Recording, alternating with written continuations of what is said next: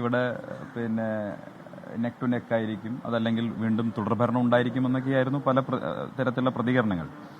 പക്ഷെ ആത്യന്തികമായിട്ട് നിങ്ങളെപ്പോലെ ഞങ്ങളും ജനങ്ങൾക്കിടയിൽ താഴെ തലത്തിൽ പ്രവർത്തിക്കുന്നവരും അവരുമായിട്ട് അഭിമുഖീകരിക്കുന്നവരൊക്കെയാണ്. ജനങ്ങളുടെ പൾസ് നമുക്ക് മനസ്സിലാകും. തൃക്കരിപ്പൂരിൽ അതൊരു ഇടത് കോട്ടയാണെന്നുള്ളത് ഒരു വ്യാജ നറേറ്റീവാണ്, ഒരു ഫേക്ക് നറേറ്റീവാണെന്നുള്ളത് തുടക്കത്തിലേ ഞാൻ പറഞ്ഞിരുന്നു. അത് ആ നറേറ്റീവ് പൊളിക്കാൻ സാധിക്കും, അത് പൊളിക്കും എന്ന് ഞാൻ ആദ്യത്തെ ദിവസം മുതൽ പറഞ്ഞിട്ടുള്ള കാര്യമാണ്. അവിടുത്തെ ആ മണ്ഡലത്തെക്കുറിച്ച് എനിക്ക് ആ മണ്ഡലമാണ് മത്സരിക്കാൻ വേണ്ടി പാർട്ടി അനുവദിച്ചപ്പോൾ അത് സംബന്ധിച്ചിട്ടുള്ള കൃത്യമായിട്ടുള്ളൊരു ഡാറ്റ അനലൈസ് നടത്തി, ഒരു ഡാറ്റ മൈനിങ് നടത്തിയിട്ടാണ് അങ്ങോട്ട് പോയിട്ടുള്ളത്. വളരെ കുറച്ച് സമയമാണ് കിട്ടിയിരുന്നെങ്കിൽ പോലും അതിൽ നിന്ന് ഞങ്ങൾക്ക് മനസ്സിലായത് വളരെ മൈക്രോ ലെവലിൽ വർക്ക് ചെയ്ത് കഴിഞ്ഞാൽ, സ്ട്രാറ്റജൈസ് ചെയ്ത് കഴിഞ്ഞാൽ ജയിക്കാൻ കഴിയുന്ന, UDF-ന് ജയിക്കാൻ കഴിയുന്ന മണ്ഡലമാണ്. അതിനനുസരിച്ചുള്ള പ്രവർത്തനങ്ങൾ ഞങ്ങൾ നടത്തിയിട്ടുണ്ട്.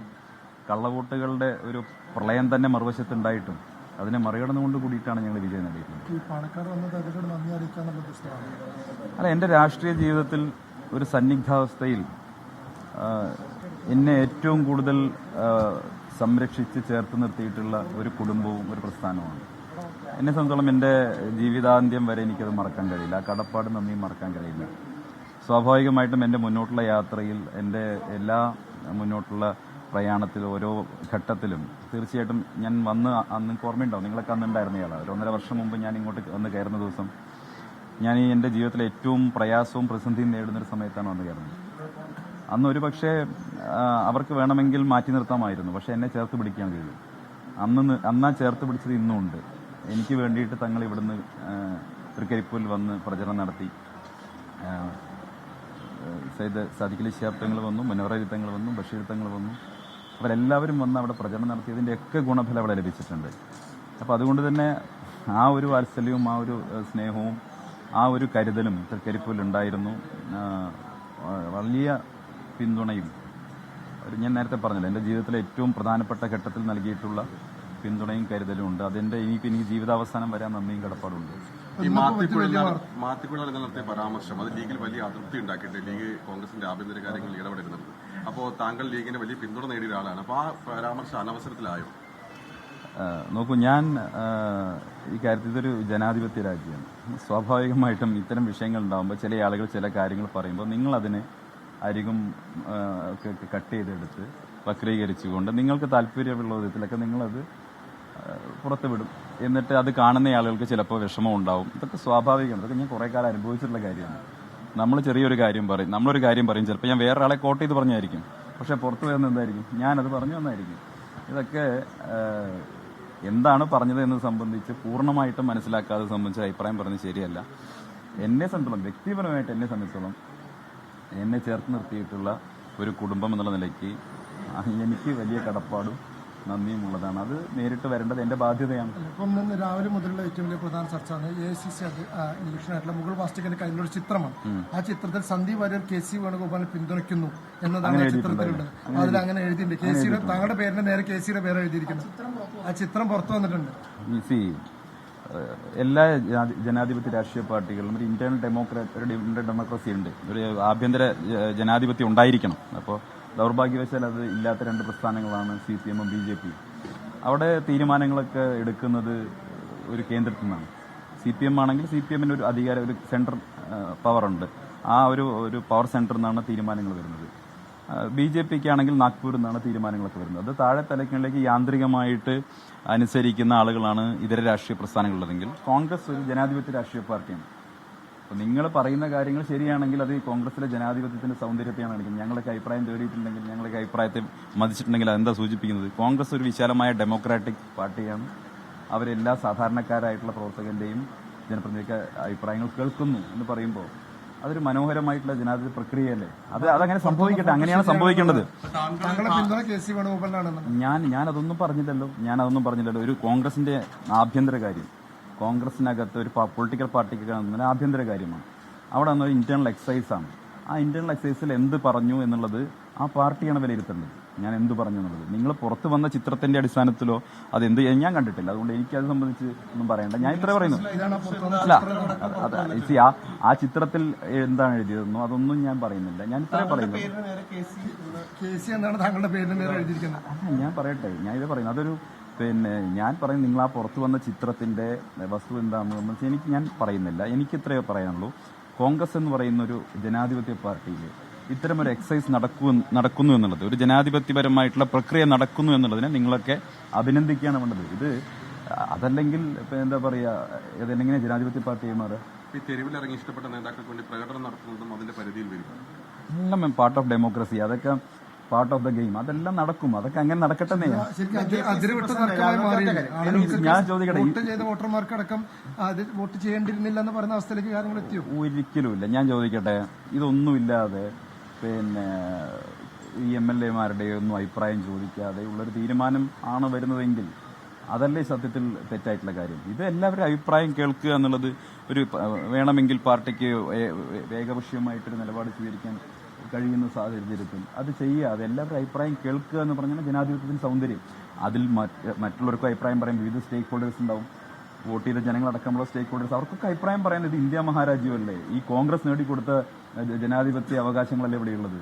ഈ നാടിന് ഇങ്ങനെ അഭിപ്രായം പറയാനും ഇങ്ങനെ പ്രകടനം നടത്താനും മുദ്രാവാക്യം വിളിക്കാനൊക്കെ സ്വാതന്ത്ര്യം നേടിക്കൊടുത്ത പാർട്ടിയുടെ പേരാണ് ഇന്ത്യൻ നാഷണൽ കോൺഗ്രസ്. ഇങ്ങനെ മയക്കുകൊണ്ടെന്ന് നിങ്ങൾക്ക് ചോദ്യം ചോദിക്കാനുള്ള അവകാശം. പ്രകടനം നടത്തുന്നതിലൊന്നും തെറ്റില്ല. എന്ത് തെറ്റ്? ഞങ്ങൾ CPM-മാര് നടപടിക്കുന്നതാണോ കരുതിയത്? ഞങ്ങളുടെ തൃക്കരിപ്പൂർ മണ്ഡലത്തിൽ നീലേശ്വരം എന്ന് പറഞ്ഞ സ്ഥലത്ത് ഒരു ഓട്ടോറിക്ഷ സ്റ്റാൻഡുണ്ട്.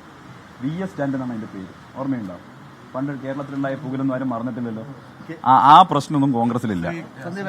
KPC പ്രസിഡന്റ് പറഞ്ഞത് ഈ പറഞ്ഞ ജനാധിപത്യപരമായിട്ട് സംസാരിക്കും കോൺഗ്രസ് മുമ്പ് നടന്നിട്ടുണ്ട്. പക്ഷേ ഈ കരിയോല ഒഴിപ്പ്, ഈ ഫ്ലെക്സ് ഒട്ടിപ്പ് ഇങ്ങനെ നടക്കുന്നത് പുള്ളിക്ക് വിഷമമുണ്ടെന്നാണ് പുള്ളി പറഞ്ഞേക്കുന്നത് രാവിലെ. ഞാൻ പറഞ്ഞല്ലോ, ഈ ജനാധിപത്യത്തിന്റെ ഭാഗമായിട്ട് നടക്കുന്ന മനോഹരമായിട്ടുള്ള സംവാദങ്ങളും പ്രകടനങ്ങളും ഒക്കെ ആശാസ്യകരമാണ്. പക്ഷെ അനാരോഗ്യകരമായിട്ടുള്ള പ്രവണതകളിലേക്ക് പോകരുതെന്നായിരിക്കും അദ്ദേഹം ഉദ്ദേശിച്ചത്. ഞാൻ കണ്ടിട്ടില്ല അദ്ദേഹം എന്താ പറഞ്ഞത്. താങ്കളുടെ മണ്ഡലത്തിൽ മുസ്ലിം ലീഗിന്റെ ഉൾപ്പെടെ പിന്തുണയുണ്ടായ വിജയത്തിൽ എന്ന് പറയുന്നത് മുസ്ലിം ലീഗ് VD സതീശനെയാണല്ലോ സ്വാഭാവികമായിട്ട് ഈ ചർച്ചയിൽ പിന്തുണക്കുന്നത്. താങ്കളുടെ പേര് KC-യുടെ ടിക്ക് വിട്ടിട്ടുണ്ട്. അല്ല, ഞാൻ നോക്കട്ടെ, അതെനിക്കറിയില്ല. ലീഗ് എന്ത് നിലപാടെത്തുമെന്ന് സംബന്ധിച്ച് എനിക്കറിയില്ല. ഞാൻ പറയട്ടെ, ലീഗ് എന്ത് നിലപാടെത്തും എന്നുള്ളത് എനിക്കറിയില്ല. ലീഗിന്റെ അഭിപ്രായം പറയാൻ പറ്റുമല്ലോ. അതുകൊണ്ടാണല്ലോ ലീഗുമായിട്ട് ആലോചിക്കുന്നത്. സ്വാഭാവികമാണ്. അതും കോൺഗ്രസിന്റെ ഒരു ബ്യൂട്ടി അല്ലേ? അത് ഇതിന്റെ UDF-ന്റെ ഒരു സൗന്ദര്യമല്ലേ? ചോദിക്കാൻ അഭിപ്രായം പറയും, എല്ലാവരും അഭിപ്രായം കേൾക്കണം. എല്ലാവരും അഭിപ്രായം പറയണമെന്നേ അവസാനം ആത്യന്തികമായിട്ടൊരു തീരുമാനം വരും. ആ തീരുമാനം ഞങ്ങളൊക്കെ അനുസരിക്കും. ശ്രീ രാഹുൽ ഗാന്ധിയും കോൺഗ്രസ് നേതൃത്വവും ഇവിടെ പാണക്കാട് കുടപ്പനക്കൽ തറവാടുന്ന സയ്യിദ് സാദിഖ് അലി ശിഹാബ് തങ്ങൾ എടുക്കുന്ന തീരുമാനം UDF-ന്റെ പ്രവർത്തകർ 100% അംഗീകരിക്കും. അതിലൊരു സംശയം ഒരാൾക്കും വേണ്ട.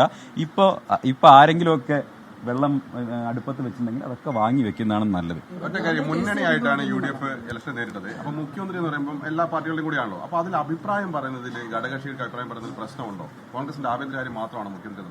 അല്ല, അതൊരു പ്രോസസ്സാണ്. അത് കുറച്ച് നിങ്ങൾ ചോദിക്കുന്ന പോലെ ഈസി ആയിട്ട് പറയേണ്ട കാര്യമല്ല. അതൊരു പ്രോസസ്സാണ്.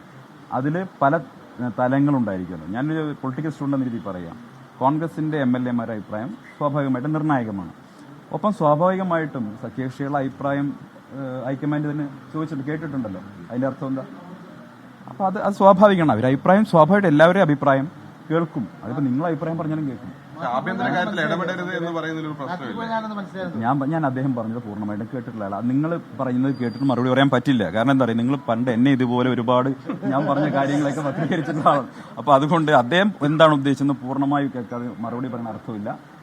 കാര്യം വളരെ കൃത്യമാണ്. കോൺഗ്രസിന്റെ UDF-ന്റെ പ്രവർത്തകർ, ഞാൻ എന്താ പറയുന്നത്, UDF പ്രവർത്തകർ അത് AICC ലീഡർഷിപ്പ് ഒരു തീരുമാനമെടുത്താൽ ബഹുമാനപ്പെട്ട രാഹുൽ ഗാന്ധിയുടെ നേതൃത്വത്തിൽ ഒരു തീരുമാനം വരും. ഇവിടെ പാണക്കാട് സയ്യിദ് സാദിഖ് അലി ശിഹാബ് തങ്ങളുടെ ഒരു തീരുമാനം വരും. ആ തീരുമാനങ്ങളെ ഞങ്ങൾ അംഗീകരിക്കും. ഞങ്ങൾ പ്രവർത്തകരാണ്, ഞങ്ങൾ അച്ചടക്കമുള്ള പ്രവർത്തകർ.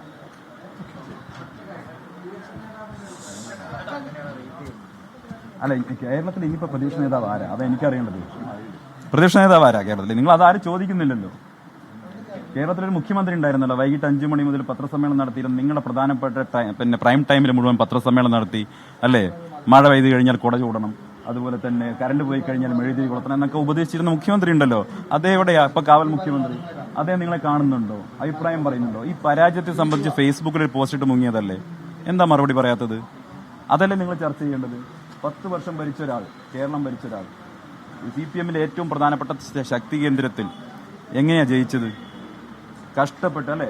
വാരണാസിയിൽ നരേന്ദ്രമോദി എന്താണോ അനുഭവിച്ചത് അതിന്റെ ഒരു തുടർച്ചയല്ലേ ധർമ്മടത്ത് കണ്ടത്? വാരണാസിയും ധർമ്മടവും ഒരുപോലെയാണ് അല്ലെ? വാരണാസിയിൽ നരേന്ദ്രമോദിക്ക് ജനങ്ങൾ കൊടുത്തൊരു മെസ്സേജ് ഉണ്ട്. എത്ര വലിയ ഏകഛത്രാധിപതിയാണെങ്കിലും ആത്യന്തികമായി ജനാധിപത്യത്തിന് ജനങ്ങളാണ് ഏറ്റവും പ്രധാനപ്പെട്ടെന്നൊരു മെസ്സേജ് കൊടുത്തിട്ടുണ്ട്. അതാണ് ധർമ്മടത്ത് കണ്ടത്. ഒരു സംശയമുണ്ട്, അടുത്ത ലോക്സഭാ തെരഞ്ഞെടുപ്പ് കഴിഞ്ഞാൽ നരേന്ദ്രമോദിയുടെയും അവസ്ഥ ഇത് തന്നെയായിരിക്കും. ഏറ്റവും വലിയ ആന്റി ഇൻകംബൻസിയുടെ പീക്കിലാണ് ഇരിക്കുന്നത്. എൻ്റെ പഴയ പാർട്ടിക്കാർ പലരും ബംഗാളിലെ തെരഞ്ഞെടുപ്പ് ഫലമൊന്നും കണ്ടിട്ട് ഇപ്പോൾ സൂചിച്ചിരിക്കണ്ട. കേന്ദ്ര സർക്കാരിനെതിരായിട്ടുള്ള വലിയ ജനവികാരം ജനങ്ങൾക്കിടയിലുണ്ട്. ഞാൻ 100% ഉറപ്പിച്ച് പറയുന്നു, അടുത്ത ലോക്സഭാ തെരഞ്ഞെടുപ്പോടുകൂടി ഇപ്പോൾ കേന്ദ്രം ഭരിച്ചുകൊണ്ടിരിക്കുന്ന നരേന്ദ്രമോദി BJPയുടെ പതനം ഉറപ്പാണ്.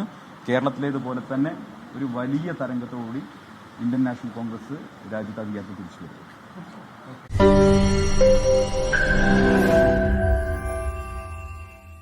ലോകത്തെവിടെയായാലും ഏത് സമയത്തും 24 വാർത്തകളും ഓഗ്മെന്റഡ് റിയാലിറ്റി പാക്കേജുകളും എക്സ്പ്ലെയിനറുകളും വിശദമായി കാണാൻ ഞങ്ങളുടെ യൂട്യൂബ് ചാനൽ നിങ്ങൾക്ക് സബ്സ്ക്രൈബ് ചെയ്യാം.